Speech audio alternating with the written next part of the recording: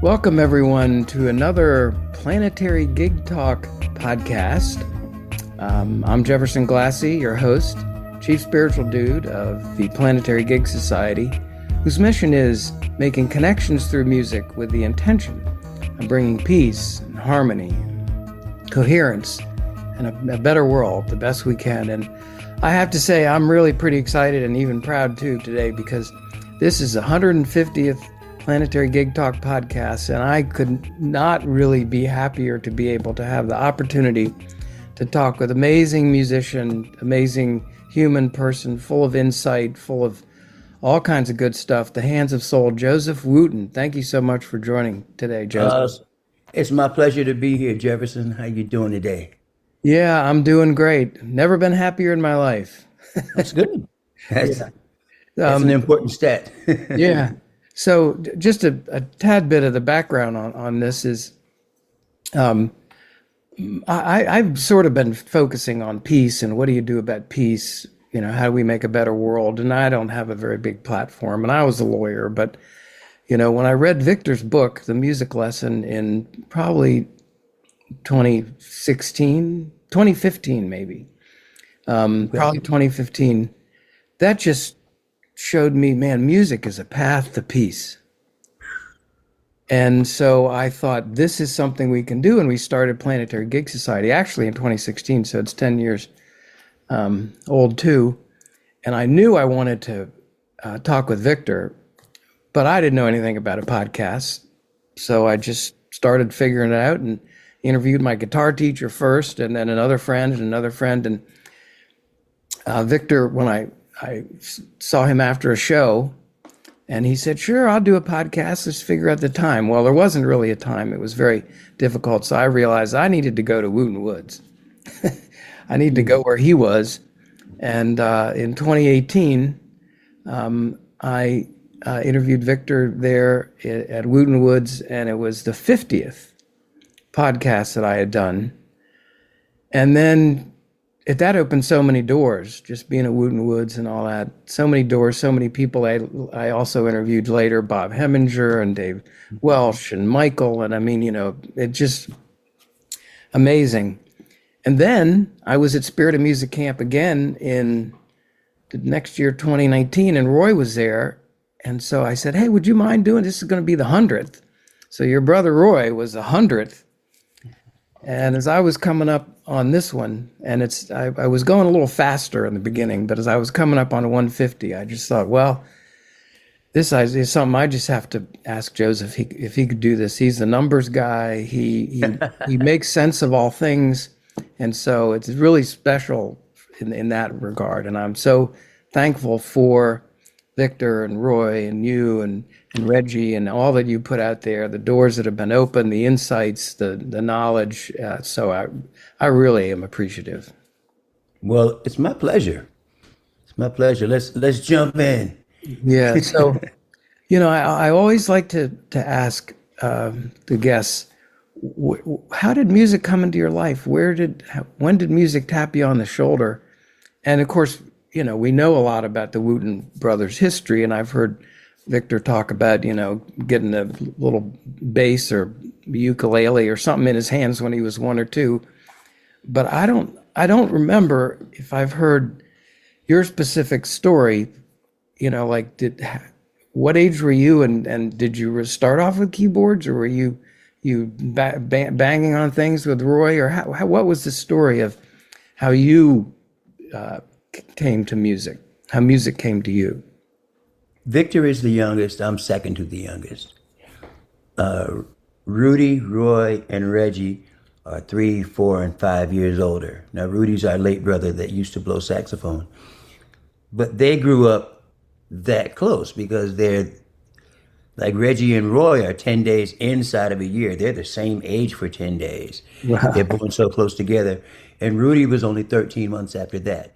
So they were raised really close. And they started playing music on their own. They were very musical, beating on things and biting down on the end of straws to make a reed out of it. And then Rudy realized if he cut holes in the top of the straw, he could make notes. And then he realized if he put a straw inside of a straw, Yeah. he could. And so they were very musical before they were musicians. When we moved to Hawaii in 1960, Victor was born in 64, so we Your dad probably was in the moved. service. My dad was in by the time we started being born, he was in the Air Force. Yeah. He fought in the Korean War in the Army Mm. and switched to the Army Air Corps, which eventually became the Air Force. So the Wooten brothers born on Air Force bases all across the country, born on Air Force bases in segregated trailer parks off the base because Man. things were still segregated back then. So when we moved to Hawaii, this is after I was born in Ohio. Victor was born 3 years later. I'm 3 years younger than Rudy.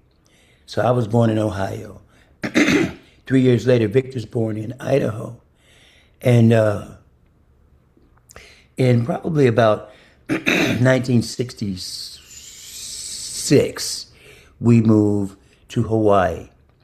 And that's where we started playing. But I started playing just like Victor did on a different instrument, being taught from Reggie. Reggie was, when he was teaching Victor to play at 2, he was teaching me to play at 5. And Reggie being, a model oldest brother trying to figure out what we could do together that would be fun. And he was already effortlessly playing Roy's ukulele. Like I don't have any memories of my brothers learning to play. I just have memories of them being really good. Rudy was a natural on the recorder. The ukulele and the recorder were the two school issued instruments in Hawaii. Imagine the ukulele, right? Hawaii. Yeah. And Roy always had natural rhythm. So Reggie, with the insight, the deep insight of a 10-year-old, looks at, sees Roy beating on these things and Rudy blowing and he's playing the ukulele. If I get Joseph to do this and I get Victor to do that, we could have a band. So, it's sort of like our family was born on two teams. Like there was the older brothers and Victor and I were like the JV squad of the brothers. Well, I like JV, Joseph, Victor, right? With the JV squad. And we're the younger, but Reggie taught me to play, and he taught Victor to play, and then and really what he did initially, he taught us to join in with how good that he was, and we attached our limited ability to his incredible ability, and it enabled us to play music in a full way right off the bat, as opposed to teaching the way most people teach, which is why very few people stick with it. Okay, sit up straight, don't relax your wrists, Right. don't flex your pinky, and right, you already want to be outside playing with your friends. Right. So what he did, Reggie said, just hit this one note, ding, ding, ding, ding, ding, ding, ding. He said, you can do that, ding, ding. No, like I'd rather be outside, right? Ding, ding, ding, ding, ding. But then he picks up the ukulele and he's doing and he starts playing the whole song of Midnight Hour, which I loved that stuff. And ding ding ding. And now instead of learning to play, I'm just joining in with complete music, which is much more fun, Yeah. much more intriguing, and I was hooked. I was hooked, and he did the same thing with Victor. We initially just learned to join in on what he could do, and then little by little, he started teaching us how to do it. And it felt so good so early, it was irresistible. So there was no forcing us to do this or forcing us to do that. He just let us join in with what he knew was already enjoyable music. He knew what songs we liked, so we learned those, and he was just a good he was just a good teacher, a good mentor. He was really good at it. We wanted to be able to do what he did. So he was showing us the path there, and that's what we did. When did you get your first keyboard to play on, or what kind of thing was it? Well, Did you have a there was a piano? toy piano in the house, right? So we started with the toy, but then the very next day after we did the little thing, we put on a little concert out in the front yard. Roy was really excited. Called my mom, said, "We have a band, we have a band, we have a band." My mom said, "Okay, well, keep practicing because when I see it, when I come home from work, I want you to be good." So she came home and she saw it, and the next day, it must have been on a Friday or something, because the next day there was a big kind of a yard party for the houses on our block. Hmm. And there's some maybe 8 millimeter or 16 millimeter footage of us out there in the yard, and kids are dancing and all that stuff. And in the beginning, yeah, Victor and I are still just playing one note. Victor at the time was probably just strumming on the beat, but we were joining into this thing that was irresistible. Hmm. I already liked music because my mom and my dad liked listening to it. My dad, he used to like the singing groups. Like, I don't remember the name of the artist, but I can. My dad had a battery operated portable Radio. record player. A record player. Wow. Yeah, so we take it in the car, and they go in. We be sitting in the car, and I can remember a song playing. You got your back field in motion. Yeah, I'm gonna have to analyze you. Yoo-hoo. And that two-part harmony. And my dad liked that kind of stuff. He liked the impressions that had Curtis Mayfield and Jerry Butler.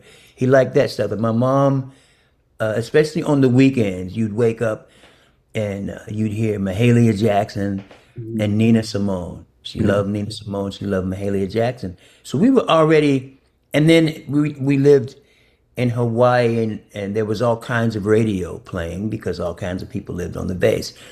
So, we weren't just listening to black radio. So Reggie could play all of that stuff, and we could join in with him playing all that stuff. So he just used it as the hook, and we started playing that way. When my parents saw that we were serious about it, then each Christmas our instruments got updated a little bit. Ah, Rudy's recorder became a plastic saxophone. It was a plastic sax, and he loved it because he could blow more than one note on it. He loved that thing, and he could, because if it played the whole scale, he could play anything he heard. And Roy eventually got a little toy drum set, and we got a guitar. Like, I can remember Victor learning to play notes on a detuned acoustic guitar. I remember it was all big for him because Victor's always been little, and the instruments started to get better. But I remember we were too good for those toy instruments. I remember, trying to tape. I remember Roy and them trying to tape up that bass drum head because that little paper toy bass drum head, he was kicking right through it. right, right. So we moved to California in 1968, and in 1970 we played a battle of the bands. Now, the ironic thing, the bass player in the Steve Miller Band, we come to find out, my first year on the tour, he was playing guitar, and we were like riding down the highway in somewhere USA in the tour bus, talking about how we grew up. And I was like, well, we used to live in just outside of Sacramento, California. He said, I grew up in Sacramento. I said, really? We started talking about growing up in Sacramento and found out that we played in the same Battle of the Bands in 1970. Wow. So there's some pictures of us playing in the Battle of the Bands. But even then, our instruments were still kind of toy instruments. By then, Roy's drum set was a little bit better. We had a little amplifier and an electric guitar to detune for a bass and a guitar. But my parents realized at that point that we were really serious. And it was my dad who said, if they're gonna take it that serious, we need to get them some serious instruments. So somehow they took out a loan, and hold on one second. This is Roy on the phone. One Yeah. second. Hey, brother Roy. Hey, I'm on the phone with I'm on the phone. I'm on this podcast with Jefferson Glassy. Okay, say hey to Jefferson, and we're gonna see if later on you might be able to do brothers. Come down on Okay. the. later. Okay. Say hi to Jefferson. All right, cool. Talk to you later. Okay. Just say hey. Yeah. Okay. Yeah. Bye All right. bye. All right. Bye. Sorry about that, but that's how close we are. But So, uh did you get I mean, a proper sort of keyboards? I'm not sure what they look like in early yeah, so what we 70s. did, what they did, they took out a loan. I remember coming home from school. I think they took out a loan and they went and got Reggie out of school to go get instruments. And I remember coming home and in the living room there was two stacks of I think two cabinets of 410s, I believe it was, or two cabinets anyway, and a head for the bass. There was another cabinet and a head for the guitar, plush.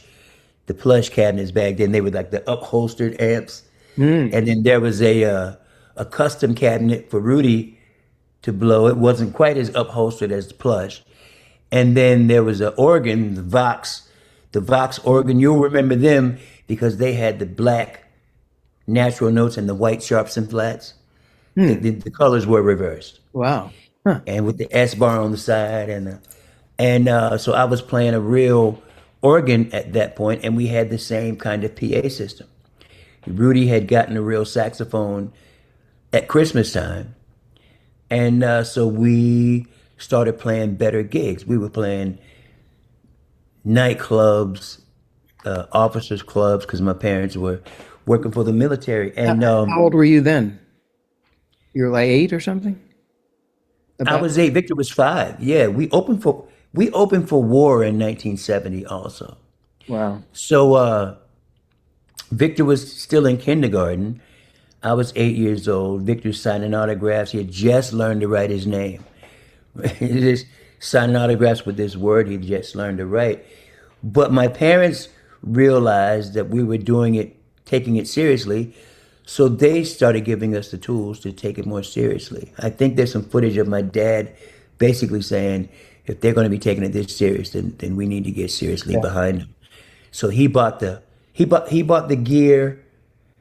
The really incredible part of it is that as an adult I understand it more, but as a kid, my parents never really had a weekend off. Like they'd work all week, and then the weekends they go to gigs with us for I don't know, probably a couple decades or something. Wow. You know what I mean? And that's sacrifice. And they were exemplary. They were exemplary parents that didn't have to say a whole lot because most kids learn from their parents by example anyway. So my mom was an exemplary person. She said, if you worry about can you say this word or that word, said don't worry about it. Said if you haven't heard me say it, you don't say it.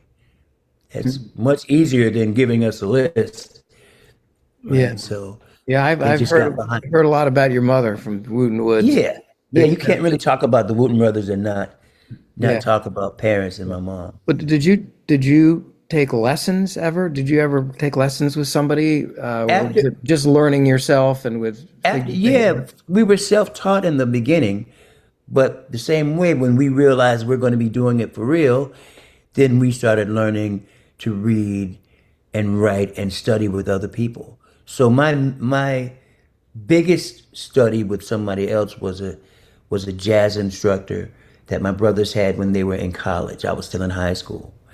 Her name was Consuela Lee. I've She was heard of Consuela Lee Moorhead back then, and they were studying with her in college.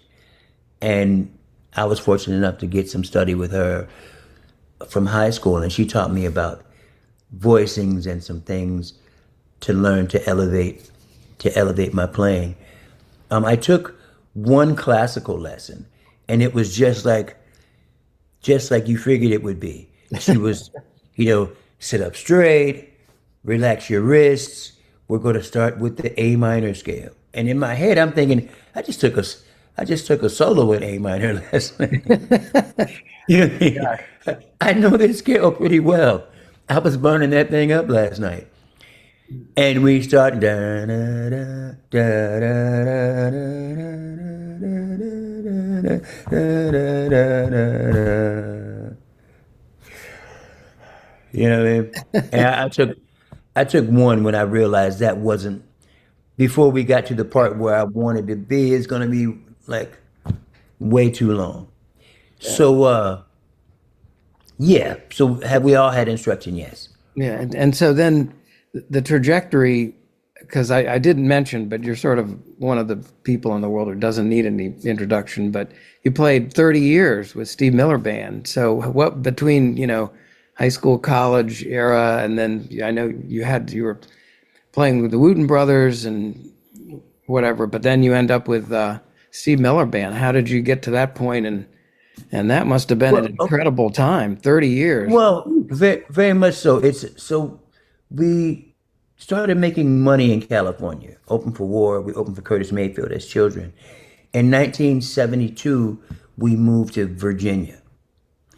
And in Virginia, we were kind of the big fish in the little pond, right? We were the band that they would always call when the R&B acts would come in, and we were what they would call local support. We were the openers.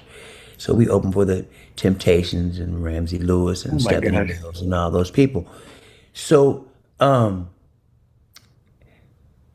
in the 80s, we got our record deal because Kashif was a producer, but he was a keyboard player first. And he used to play for Stephanie Mills. So he had seen us a few times opening for Stephanie. And he was like, I think I'm going to get a chance to produce. If I do, I want to produce the brothers. And that's what wound up happening. Our record deal, what should have been the pinnacle of our success, was our biggest challenge because we signed a bad record deal that was much more favorable for the producer, who was also an artist, than it was for the artist. And I won't go into that, but that didn't work out really well. And when the record was finished, you know, 2, 3 years later, with no support from the label, the record kind of died on the vine. The brothers came back to Virginia, and we were actually working at this amusement park, this theme park called Busch Gardens in Williamsburg. Victor and Reggie were playing in the country show, and that's where Victor met the guy that introduced him to Bela Fleck. Roy was playing in the Italian show with me. He was playing in the German Oompa band, learning all of this. I just heard him tell this the other day. He was learning all these jazz strokes that he was working into the music. Come to find out years later that the drummer with the Dave Matthews Band used to come hear this German Oompa band. He'd sit down, have pizza and a beer, wondering who this drummer is, playing all this stuff. Later they become fast friends. Carter Eventually, Carter Carter Beauford. Beauford. Carter Beauford, yeah. Eventually, the brothers and all of these different bands, they had us all together playing in the country show one fall season. And I mean, we were knocking it out the park, man. We were letting them have it, Yeah. not knowing that if one of these days we'd be moving to Nashville, the country music capital of the world. But that went really well. So little by little, we start migrating to Tennessee. Victor gets a call from Bela Fleck. There was a fiddle player that was in the country band that Victor was in that knew Bela Fleck, and basically said to Bela, Bela was trying to put this band together for a special called the Lonesome Pine Special, which was kind of like a Austin City Limits type of show. And he's putting a band together, and this fiddle friend of ours who's since passed away, Kurt Story, says that Bela, the best bass player in the world, lives in Virginia. His name is Victor Wooten. So Bela auditions Victor over the phone. Victor moves to Nashville. He's looking for a drummer. Victor goes, Bela, I got a brother doing some stuff you've never seen before. So Roy moves to Tennessee.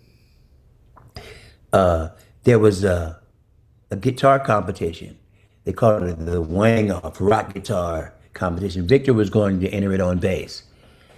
And they were like, Victor, you can't enter this contest on bass. This is for guitar players. I want to enter on bass. Victor, you can't enter.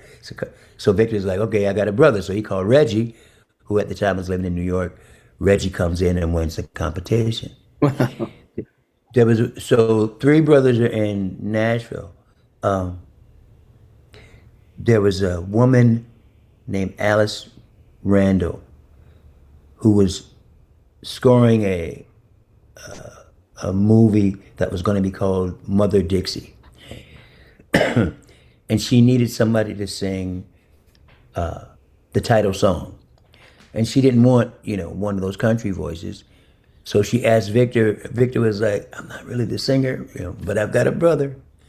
So so I came to town and sang it. She loved it. Sang on another song, and she loved it. And I moved to Nashville in 1990. The crazy thing is, when I was coming back to Virginia after singing, that demo, my then girlfriend was waiting to pick me up at the bus station, and I told her how much I liked Nashville.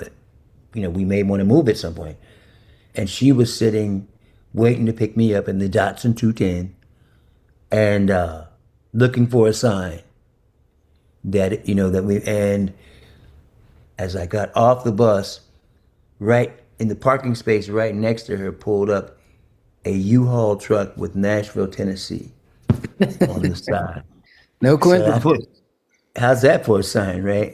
Hard to miss that one. Yeah. But I moved to Nashville in 1990. Got here September the 18th, 1990, and I joined the Steve Miller Band in 1993. I was playing I was playing a recording session for a guy that co-wrote he co-wrote Swingtown and Serenade. His name is Chris McCarty. And I did 2 sessions with him. My car wasn't working, so I was riding with him. And he told me about the opening in the Steve Miller Band. And in Nashville, everybody is somebody, right? So I sort of blew it off a little bit because I knew that I knew the name Steve Miller, but you know everybody's name in Nashville, right? So the second day of our sessions, he said, "You should have sent that audition tape yesterday because this is too good of an opportunity. You can make all your money in a couple of months." Da da da da. So I went and I created an audition tape. I did a funky loop of Abracadabra. I put a synth solo, a piano solo, and an organ solo. I was surviving doing a lot of sound-alike work where you sing to sound like other artists for different reasons. People that aren't willing to pay the licensing of, the real song. So you go in to sound like somebody else records the music to sound like the record. You go to sing to sound like the record. So I was getting all the R&B and the hip hop. And I had just done an a cappella version of Boyz II Men's It's So Hard to Say Goodbye to Yesterday. So I knew that the Steve Miller gig was going to require that I sing harmony. So I sent that in so that he would know that I could sing harmony. It's 4 parts, just me. And then I sent in a clip of me singing with Whitney Houston. There's a song called Thinking About You. And that's me singing, "I keep thinking about you, baby." Right? I sent that so he would know that I had done it professionally. And lo and behold, I got the gig. He called me March the 12th, 1994. 1993. So that was 23 years ago in March. And yeah, I learned a bunch and have had a lot of fun in those 23 years. Oh my gosh. So, you all have had such amazing careers and such, unbelievable experiences and knowledge from all that. So how do you, what was it that kept you going the whole time? Just what is that power of music that grabbed you and that kept you doing this whole time? How do you describe that to people? Well, it's easy to love music, especially from the stage, right? Music for us, music for the family was a chance for our family to do this thing together that we could see made other people happy, made us more accomplished.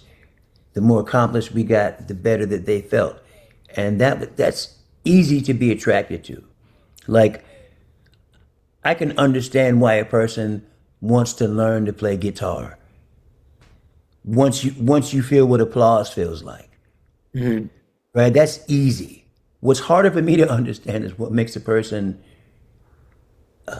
want to run to a situation. If there's a head-on collision, they want to be the one to get there. And so, to me, that seems more amazing than somebody who wants the applause.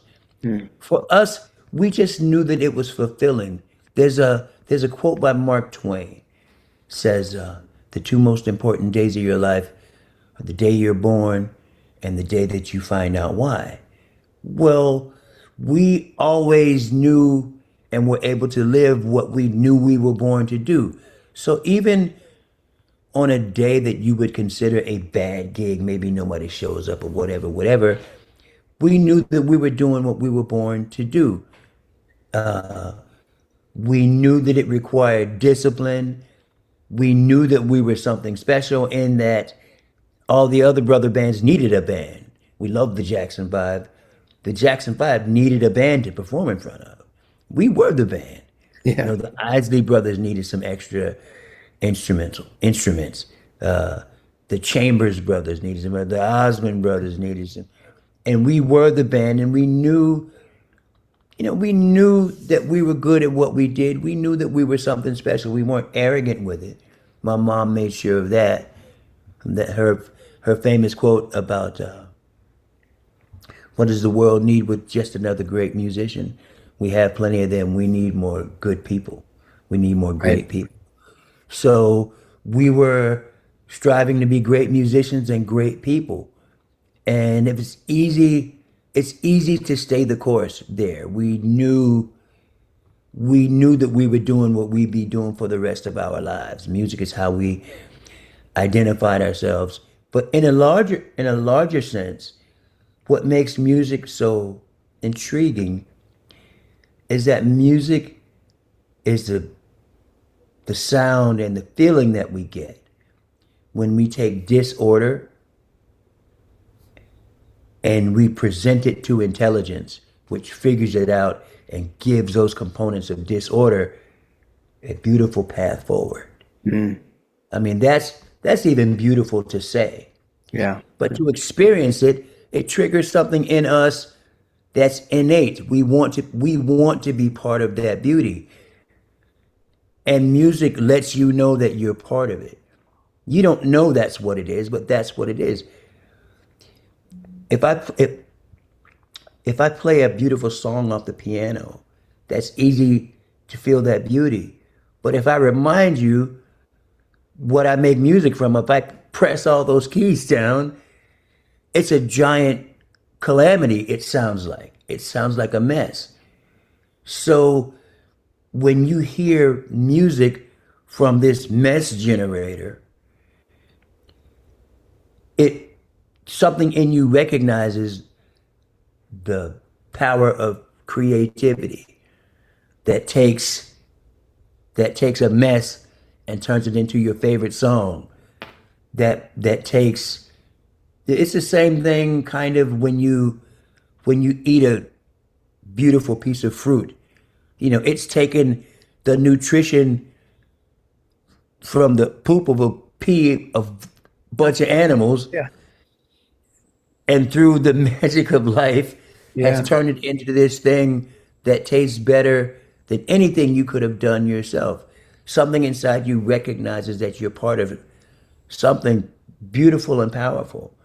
And that's what music is. Music is the sound that's made and the experience that's had when when the mess is made useful by intelligence and creativity. Yeah. The harmony and coherence, and it's all that Yes, strength and power that yes, comes that's from that. yeah, and that's life, right? That's life. So through music, we get a chance to experience the essence of life, which is basically taking disorder and giving it life, giving it a path forward, giving it purpose. That's beautiful. That's powerful. We don't have to get that esoteric to enjoy our favorite song, but we get a chance to join in with something profound when we engage with music. I mean, music has all the benefits of winning, brings people together, but nobody has to lose. Right. Nobody Yeah. has to lose. And so I wanted to also get into something that I think you're really, well, you're drawn to, focused on. We did do a couple other programs together. One is we had a conversation with Lionel Cole and I think Gaya Degbalol about music and race relations at one point. And then right at the beginning of I guess 2020 in the pandemic, we were talking about a concert for democracy. In other words, Right, trying to right. use the power of music to help, bring more coherence and freedoms and rights in the in the world. And so, I mean, my perception is that you are very focused on, some of the larger issues like that. And the book that you've written is kind of focused on big picture things. You said at one point about democracy, you said music needs democracy and democracy needs music. And I thought, wow, that's brilliant. That's 100%, that's 100% correct. So we use that sort of our tagline. We changed the concert for democracy into concert for humanity because somehow in all our craziness, democracy gets to be a trigger word somehow. Right. But you also have done these I Matter, You Matter. And do you mind talking a little bit about what sort of drives you, what you feel, about Okay. this thing, why it's important maybe for musicians, some musicians anyway, to speak out and talk about what matters? Yeah, the main thing in life, we should tell our story. Everybody should tell their story. And in doing that, one reason we should do it is because another basic premise of life is that we should be expressive. We should express ourselves. Now, I'm going to remember your initial question because I'm getting ready to go on a little bit of a journey here. Okay. But if you look at creation, like our existence here, we're on this planet that orbits the sun. The sun, because it's big, has weight and mass. If you have mass, physics says that you have gravity. So by virtue of the fact that the sun is here, it has pressure. Large things that want to come in, clanging into it. And it keeps it from happening by literally expressing. That's what those explosions are. That sends pressure outward. That keeps these things that would come in and collide with it orbiting around it in order. So the thing that gives the sun a chance to keep doing what it does is it has to continuously express. So when we go to humans need to tell their story. They need to have a way to express themselves. Because if you don't, by virtue of you being here, we're all the center of our events. And it does come with pressure. The fact that you're alive, it comes with pressure. Will be it if you're in school, there's grades, there's reputation, there's responsibilities. If you have a child, the responsibilities grow. There's your job, there's taxes, right? And the way that you keep that weight off of you is by knowing who you are. If you know who you are, you'll express it in different ways. And that expression keeps things in balance, just like it does for the sun. When the suns don't live forever. And when they stop burning, they still have the same mass. And all those things that used to orbit around come crashing in. Boom, that's the nebula. Cataclysmic for the sun, entertaining for us. Right? Yeah. That's kind of like life. When a person's life comes crashing in and they do whatever they do, when things get out of balance, it's conversation and entertainment for other people, cataclysmic for that person. So it's important for us to know who we are so that we will express it so our lives will stay in balance. Do you see what I mean? So that's what music is. Music is a way, at least especially for the brothers, a way of us knowing who we are and expressing ourselves and keeping things in balance. So when our record deal went terrible, it was kind of at the expense of Rudy's mental health. He took a heavy hit because it was the first time he hadn't been able to play music with his brothers. That was hard for him, right? So he struggled for a while. He was still a good person, though. Never hurt anybody. Right? There were people that were mean to him, but he was such a good person that he never hurt anybody. But it was music that gave us a chance to stay balanced at the worst times of our lives. That what should have been the pinnacle of our success was just the worst time of our lives. And because of the people that my mom and my dad too made sure that we were able to endure it. Like that's when Victor developed a lot of that technique because he wasn't gigging, can't gig. Me and Roy are still in New York, and the three of them are back in Virginia without the drummer, the keyboard player, lead singer. So they all used it to keep developing. They kept with music, it kept giving them a way to express themselves in a way that they knew was right. You know that you're doing what you're born to do. And expression is what keeps things in balance. Just like for the sun.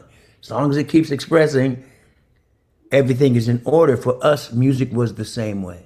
Yeah, I mean, it does make sense just in life. You think you do this, you do that, you got to get a job, and if all you did was just let all the weight come down on you, right, without but think expressing, bringing something from your core out to balance. That's right, and that's oftentimes when people express what it feels like with mental illness, they feel like the world is just crashing in on them. Right. And ideologically, that's what's happening. By virtue of you being here, there's weight.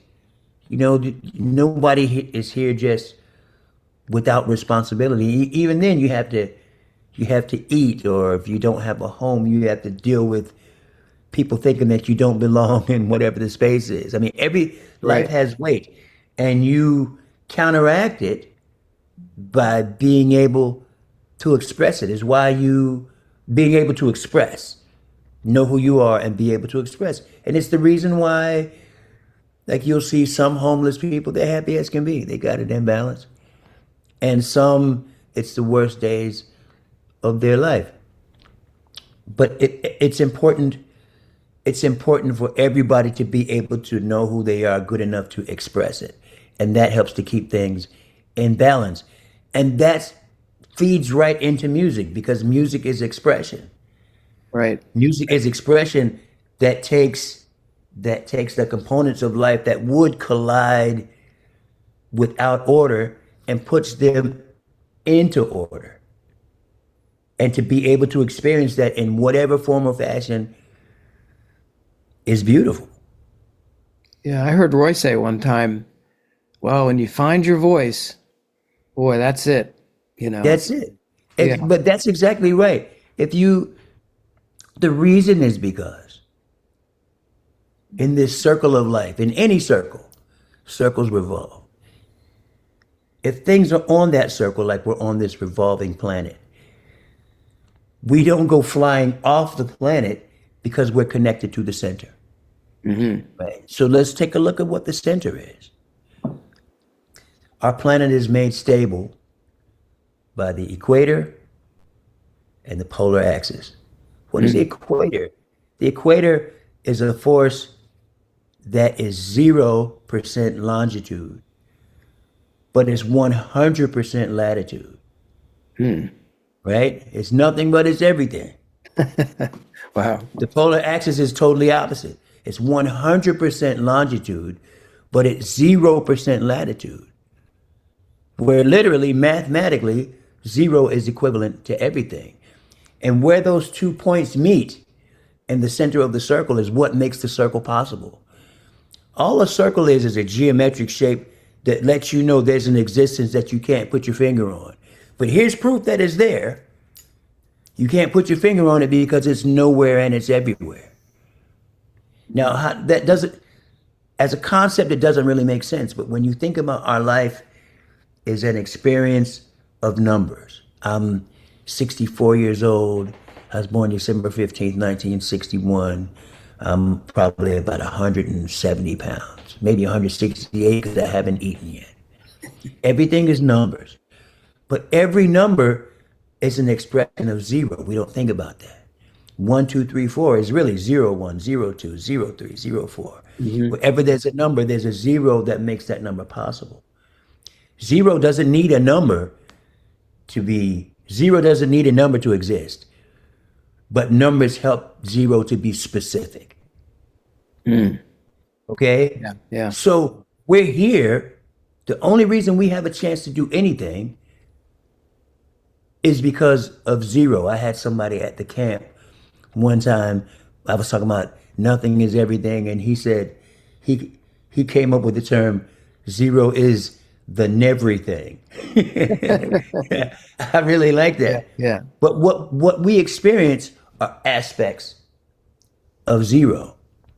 Zero uses our specificity to express itself in a bunch of different ways. So when we're talking about finding your voice, all of us, zero's in the center of existence. And all of us have our own individual angle towards it.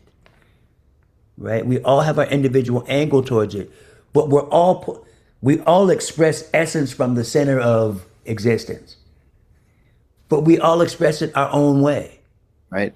And when we find where our point is and can resonate with our connection to this infinite center, then You're hooked that's up. the reason why somebody who's authentic resonates with everybody, because everybody's origin is that center. Right. Not everybody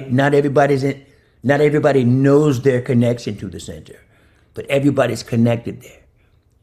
So when you find and can resonate with your individual specific relationship to the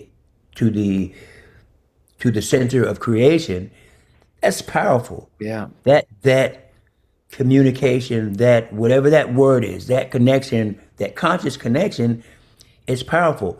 And if I can express myself from there, it resonates with something in you. Because truthfully, every number is zero first. And what we don't recognize is zero is the realest part of the number. Zero is the realest one. The part that we can't see is the realest part. We're busy studying quantities. What does 2 mean? Well, 2 is balance. What does 3 mean? 3 is a creation. What is 4? 4 is form. Right? And we're so busy studying the message of quantity. The realest part of a number is what makes it. If you have 4 things, what makes those 4 things stay together? They're in motion. They should fly off and never come back. Right? But zero is what gives the things that we can see purpose. See what I mean? Like this doesn't really mean anything. But if I put an intelligent amount of space between them, now this clap has purpose. It doesn't give itself purpose. It's given purpose by the thing that we can't put our finger on. Like we can't put our finger on space, but space is the playground of intelligence. So we can feel space giving it purpose. But what is space? Space is just Zero. Well, yeah, in Victor's book, he used like a lot of your concepts about the zeros and space and all. But if you to finish this up though, about finding your voice, the reason it's important, because it connects us to that center of creation that's nowhere and everywhere, and we get to suddenly interact with this force that's everywhere. That's why people can feel it, even when they don't understand it. But even right now, we're able to do what we're doing now because zero is holding this planet steady. We don't realize that it's working for us right now, but it is. Zero keeps creation from being a pile of, it keeps creation from being a pile of creation with no room to operate.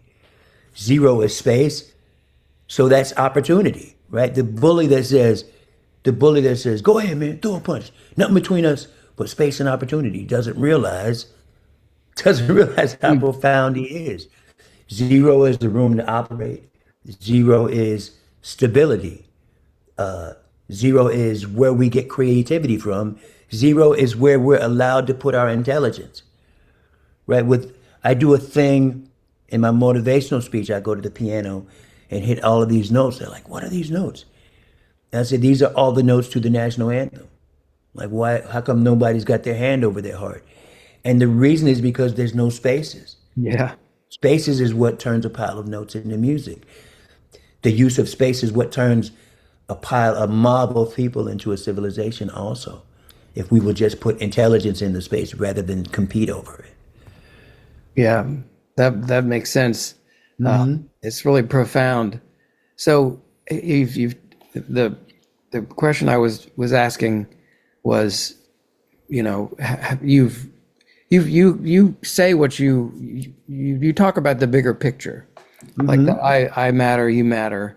That you Yes. have a nonprofit named that, and you've been doing these social media posts, and I kind of feel in a lot of the trouble that we've been having in recent years that it's musicians they're pretty powerful in what they can do, and when you have a power, it's a responsibility maybe or an obligation to do something about it. And I mean, I really appreciate what you're doing because you're using your platform to remind people about a lot of things. Do you mind talking about the I Matter, You Matter a little bit? Yeah, I Matter, You Matter started from a song that I wrote called I Matter. And I remember it, I was watching a movie called Freedom Writers. And I was the song just started pouring in. So I ran inside really quickly, got a manila folder that I happened to find the other day, and started writing. And this song wrote itself, all three verses, the chords, in less than 30 minutes, probably 15 minutes. Yeah. Just the Wow. song was complete. And the song always connects with people. I was doing a lot of motivational speaking in the city of Buffalo, New York. And I would always play it for these students. And a lot of the students were underprivileged, and it would always connect with them because the song is for the one that's not the champion, the one that has been trampled on. Maybe you don't have a home, and your name is unknown. You don't get enough publicity, or you're not the right ethnicity, or maybe you don't know your mother, or not as famous as your brother. This is what you've got to do. See that no one means more than you.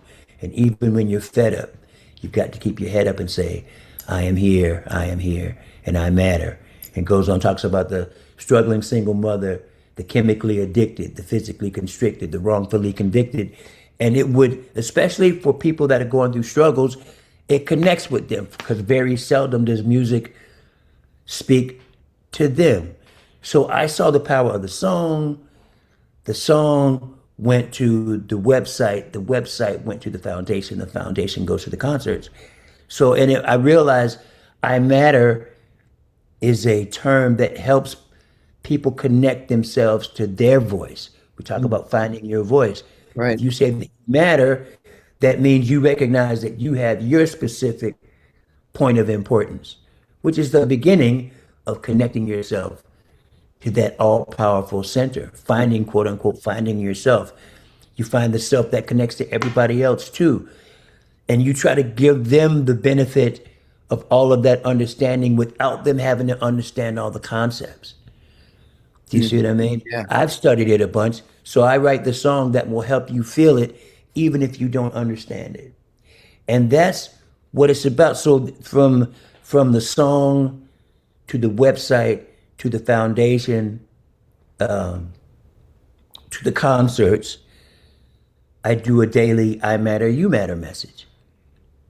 I do a daily I Matter, You Matter message. It's just a little bit of positivity that I drip out every day.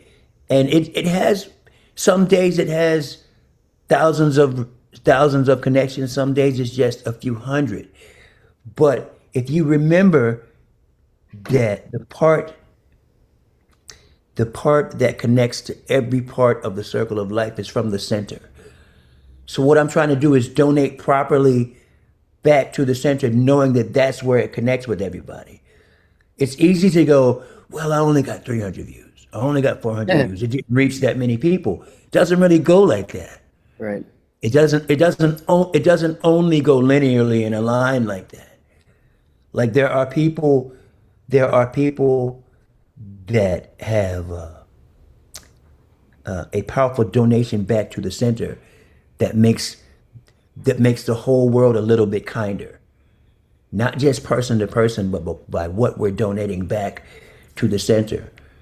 And that's pretty much how I go about it. When Maurice White writes when he writes Serpentine Fire, man, Serpentine Fire is all about Kundalini energy that is set to go around the spine and connect physical to the spirit like a serpent. It flows up and down like a serpent that's around your spine. That's what the Serpentine Fire, right? That's where our freedom is, our connection from the physical to the spiritual.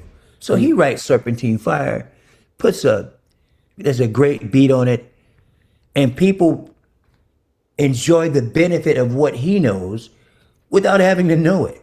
Da da da da da da. Oh yeah, we all feel the release from that without him having to. He'd probably lose us if he sat down and tried to go, now this is what I was writing about. Yeah. We have the physical and it connects to them. It's like a serpent. Right? Yeah. Okay, Maurice, appreciate it. Yeah. But instead, music helps us to accept the essence of what we need without us having to go through the specifics of it. Because what music is the essence of life as it's supposed to be. We take from this mess and we create something. We give these components that are out of order. We use intelligence and creativity to give them a unique path forward with our stamp on it that you can benefit from. There's no negative side of it. The worst thing that could happen is you don't like it. Right. Like nobody gets hurt. It's not like baseball where you lose the World Series and one side cheers and the other side walks off with their head hanging down. There's no negative side. There's no negative side of music. And that's how I go about it. That's what I matter means to me. If you can see that I matter, and because I matter, you matter too, then I've helped you to find your voice. You feel the connection with me who's found my voice. And if you found yours, you'll help other people to find theirs, whether you know it or not. It's when we don't think that other people matter is where the problem is. Right. So I don't have to go and have an argument with somebody about their politics to get them to connect with what I have, because music connects with everybody. Like I about the most direct that I've been, like in terms of debating something, was after the UFC fight the other night, and the person said that Michelle Obama is a man, right? And I just basically just said that we love Michelle Obama. we love the Obama's grace, and we love how much they love each other. They're scandal free, and I ended it with, and they're not in the Epstein files. Yeah. And the reason I said it was so they could see the contrast, not to start an argument, but they're for us, they're the best. For not just for black people, for people that love the Obamas, they're the best of the best, and they're not in the Epstein files. Yeah. And there was some, like, one of the reasons that I said it was because I knew that it would trigger some people to try to delve deeper into the insults. And I also knew that that sort of helps people see the distinction of how not to be, right? Because I'm not going to do that. And the more somebody tries to, the more they reveal how not to be. We have had some conversations about, politics, getting in discussions of politics and this and that. But I want to reiterate that what you're doing, I didn't quite realize it was every day that you were doing this, but Yeah, I there's a just lot of did. I just did number 877. it's remarkable. And I'm not sure it's possible to see every single one of them in your social media feeds, but I see a lot of them. And I watch them I because mean, they're there. There's 877 of them. yeah, If you go to, if you check me out at J Wooten Soul on Instagram or Joseph Wooten on TikTok, and then they copy the threads and they copy over to Facebook. well, what I think is great is that, I mean, you as a musician, as a very smart and, really thoughtful person, you're putting out there information for everybody and you're doing it every day. And I think it just really matters. And, I wish sort of more people, I mean, Bruce Springsteen puts out songs and he says what he's going to say. And there's a bunch of people out there on the political side and all that. But what you do is really fabulous. It's just one thing that I really admire about what you're doing is just you're saying those things. You're not trying to divide people. You're trying to bring people together, Right. with knowledge and information, and you quote all kinds of different people. And anyway, so it's just great, Joseph. I really But appreciate it. let me add to that. For me, I'm not trying to. I'm just trying to do my piece of it, right? I recognize that I have more time. I'm a musician. I'm not a construction worker, or I'm not, cutting lawns all day long. I have time. So I try to make the most of my time, knowing that the thing that we need the most is connection. People need connection. So what was I going to say? Connection. People need connection. This is what I was going to say. As people get more divided politically, way over here, way over there, very few people are in the middle going, I don't really know what side to be on. People are either way over there or way over there. Division is tiring. It's exhausting. Yes. And even though people are divided politically, it makes everybody more everybody ready for somebody who can provide an off ramp from the exhausting division. And there's the opportunity. That's the reason that I like to do it, because I know that I can connect with every side. I can connect with every side, and it feels good when you have a way to put down this heavy sword and the shield without having to capitulate to somebody else, because that's what everybody's afraid of. We're just thinking linearly. We're still playing sports. For this Right. side to win, that side has to lose. And instead of playing sports, we should be making music, which is giving our differences a path forward, as opposed to deciding which one wins and which one loses. So rather than sitting down with people and trying to give them that lesson, I'll just try to do it. Right? When I want to have a visible conversation with somebody that doesn't agree with me, so they can see that we don't have to make each other enemies. I was in a part of a very good conversation about Carmelo Anthony, the kid that stabbed the kid, and he got 35 years.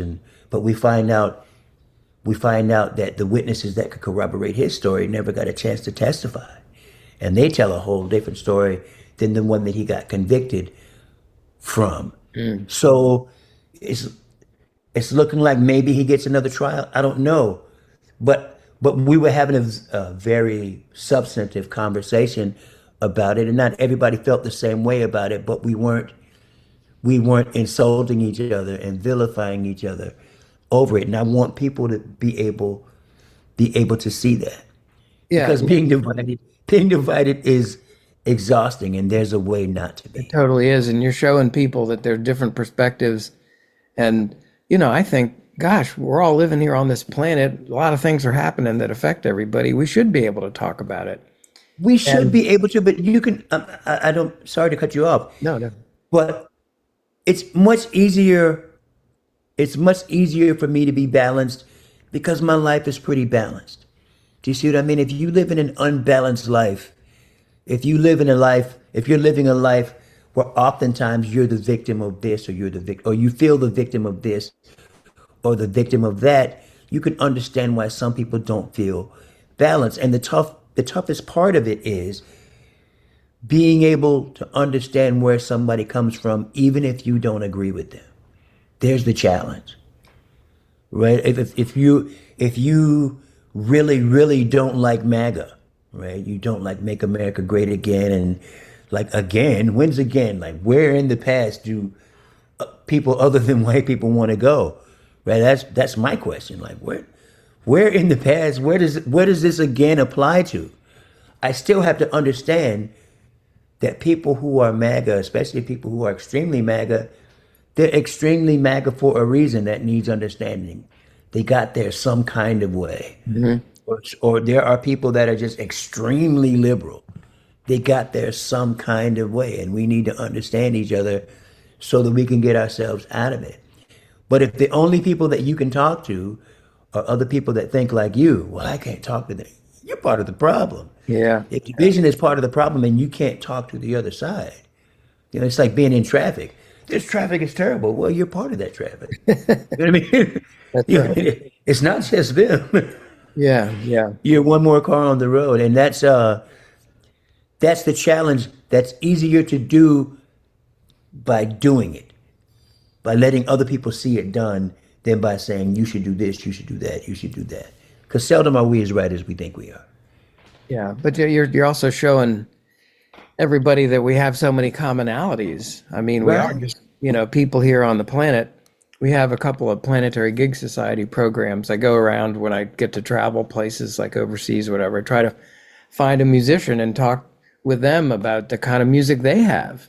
So that people can see, wow, we have this kind of music and they have that kind of music. We're kind of the same, you Yeah, know? one of the most powerful things that you can say in a conversation with somebody that doesn't think like you is to finish it up with, you know, I hope you know this doesn't make us enemies. And if you need anything from me, I hope that you will call me. Yeah. And I hope that I can call you when it's at that point, mutual respect from people who think differently is like putting a good amount of space, an intelligent amount of space between sounds that are different. It puts them on the beat. If I drop a chair and cough, those two sounds got nothing to do with each other. But if I put them on the beat, drop, cough, drop, cough, drop, it makes them respect each other's space intelligently. And when we say, well, if I need you, I can call you, and I hope you'll call me if you need me, even if you really disagree with that person, that gives you a path forward. That's what music is a path forward.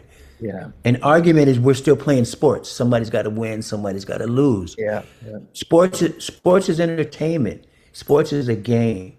Life is more than a game. The only way that a game is beneficial to us is if we learn lessons that go beyond the game. We got to go beyond the game. If you learn fairness and dedication and accountability to your teammates and dignity, whether you win or lose, then the game is good. But too many of us from the game only know winning and losing. I got to get mine, and for me to win, it has to be at your expense. That's a terrible lesson for life.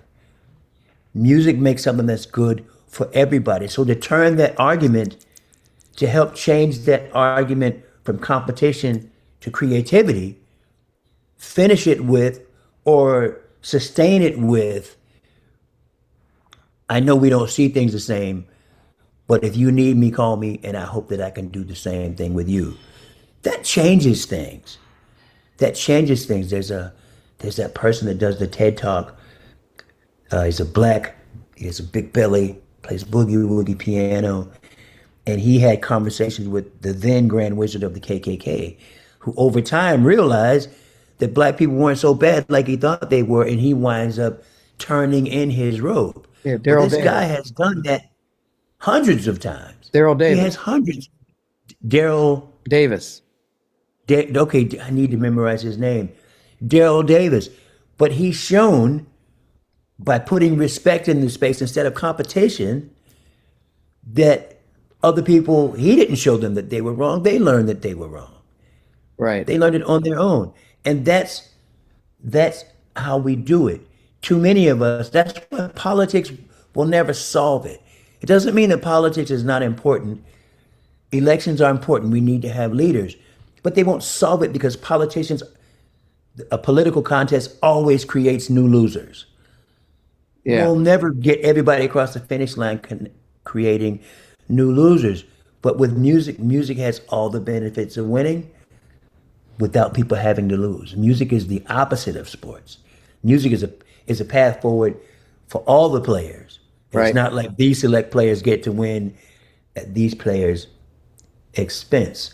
That's not what it is. And if we can finish our discussion with, if you need me, call me, and I hope I can do the same with you. If we can finish there, mutual respect with people is equivalent to sounds that are different that are on the beat. Right. It, Right. it gives those differences a path forward.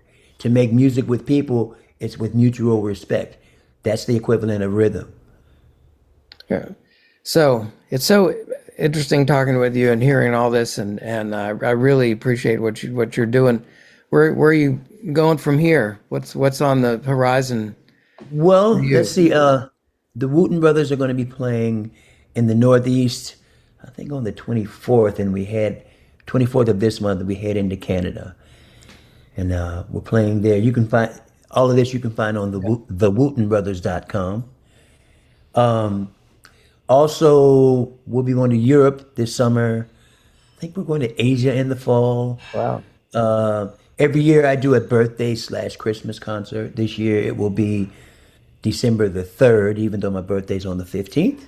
It'll be December the 3rd at 3rd and Lindsley, the club we help to put on the map one Wednesday night at a time. But yeah, it'll be my 65th birthday and also my 10-year wedding anniversary Great. in December. So it's going to be a big deal. Um, what else? You're gonna keep doing the I matter, you matter for I'm gonna keep doing it. What I'm gonna be pivoting to, there'll be a message every night. Um, it's going to be Mondays will be dedicated to music. Music Mondays. We'll either learn music theory or something about musicians. Tuesday will be Touring Tuesday. We'll learn about touring, how to be better touring musicians or stories from the road. Wednesday will be Wellness Wednesday. I'll show you how I stay healthy. Thoughtful Thursdays where we'll get deep about something. Friday, I'll do something funny. Funny Fridays. Saturday will be I Matter Day. Saturday, I Matter Day. And Sunday will be for songwriters. wow, We'll man. talk about That's a the lot. craft.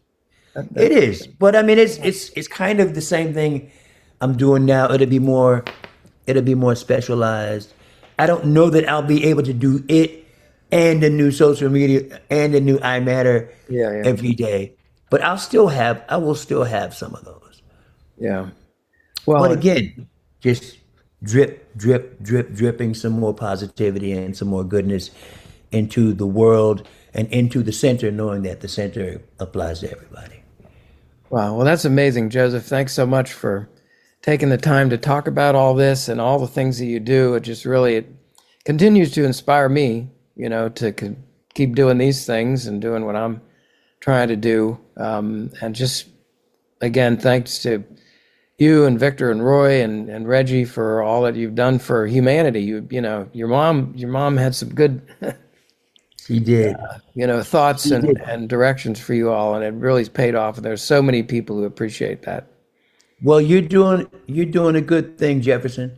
The main thing to remember is is don't be so concerned with the numbers, right? Because the numbers apply out here, but the essence of the quality of the circle of life, it's from the center. Keep feeding the center with the right thing, and all of us benefit, Yeah, whether we well, know it or not. yeah, I don't worry too much about the numbers. I would have stopped a long time ago, probably. Yeah, yeah, yeah. That's a good realization. My mom used to say about being successful. She would say, "You guys are already successful because you're doing things the right way. You're already successful. Other people just don't know it yet.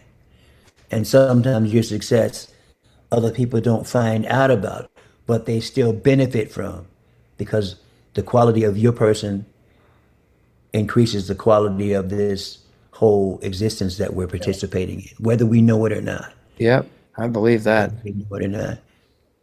All right, so thanks very much, Joseph Wooten. Appreciate it, and I'm very proud to have you on this 150th podcast, and we'll see how many we can keep going. I don't do them as often as I used to, but it's just fabulous. So thank you. Yeah, what you're doing is powerful. We're not the only ones having this conversation. Yeah. So we just keep feeding it, knowing that it works. All right. Thank you very much. Appreciate it. All right. All right. Thank you, Jefferson. Appreciate Thank it. you.